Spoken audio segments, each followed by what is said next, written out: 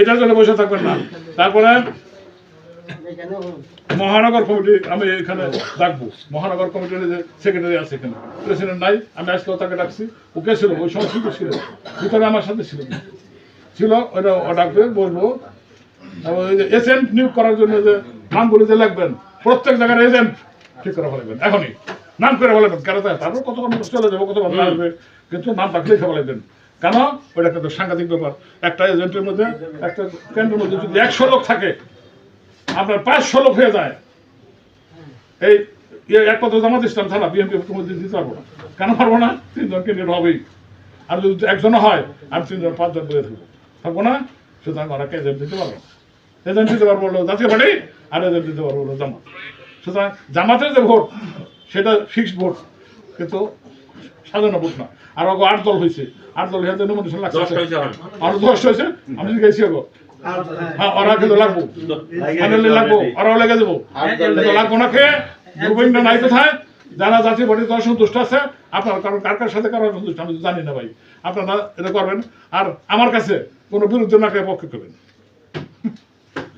বললাম যে আমার কাছে যা করবেন বিরুদ্ধে না খেয়ে পক্ষে করবেন। আমার কাছে সকলের সমান, এই যে যারা আছে সকলের সমান। আর এই যে করবেন যে ওকে আসেন তলাতল মনে রাখবেন, ওটা কিন্তু ওপেন করবেন না। ওপেন করলে লাভ, রাজনীতি থাকবো না।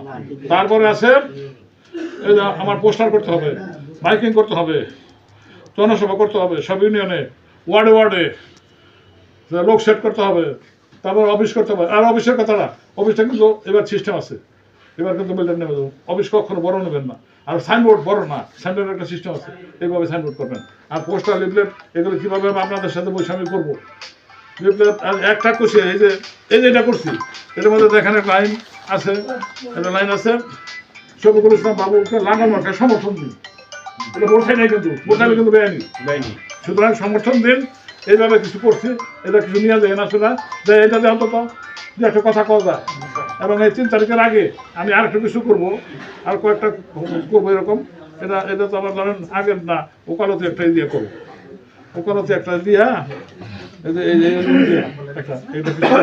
তাতে করে পুরানো মানুষের আপনার তারিখ এটা কোনো দেবো না, এটা সাংঘাতিক বন্যাই হবে।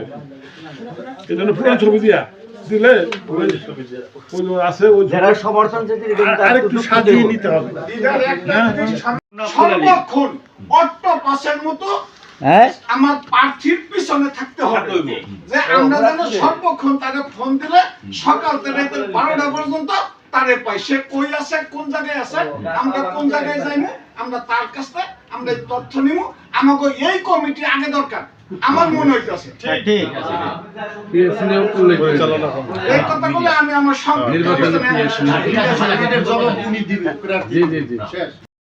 আমরা যদি বারবার প্রার্থীরে ফোন দেই, তাহলে প্রার্থী কয়টা ফোন ধরবো? ফোন ধরা সম্ভব না। অতএব প্রার্থীর কাছে একজনের তথ্য নিব, ওই লোক ভোটে আসতে পারবে না। ওই হিসেবে আওয়ামী লীগ থেকে আমরা ভালো একটা সাপোর্ট আনতে পারবো বলে আশা করা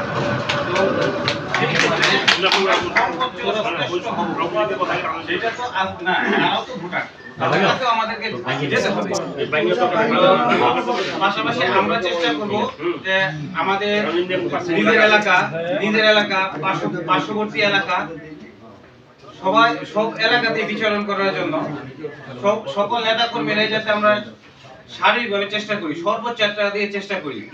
কারণ আমরা যাতে আমাদের কিন্তু আরো প্রতিদ্বন্দ্বী আছে, কারণ আমাদের দল থেকে কিছু লোক নোংরামি করার চেষ্টা করতেছে, তারা যাতে এই সুযোগটা না পায় সেই দিকেও আমাদের সচেষ্ট নজর রাখতে হবে। তো পাশাপাশি আমি আপনাদেরকে বলবো যে আপনারা যারা আছেন, নেতাকর্মী যারা আছেন, সবাই শারীরিকভাবে চেষ্টা করবেন যাতে করে আমরা আমাদের ক্যান্ডিডেটে বের করে আনতে পারি। কারণ এরশাদ সাহেব কিন্তু আমাদের গাজীপুরের জন্য যথেষ্ট উন্নয়ন করছে। আসলে সারা দেশে কোনো তার অবদান আছে, কারণ আমাদের পাশে গাজীপুরে 1 আসনে করছে আমাদের বিকেএসপিটা, যেটা কাশিমপুরে, এটা কিন্তু একমাত্র ক্রীড়া শিক্ষা প্রতিষ্ঠান, এটা কিন্তু আমাদের গাজীপুরে।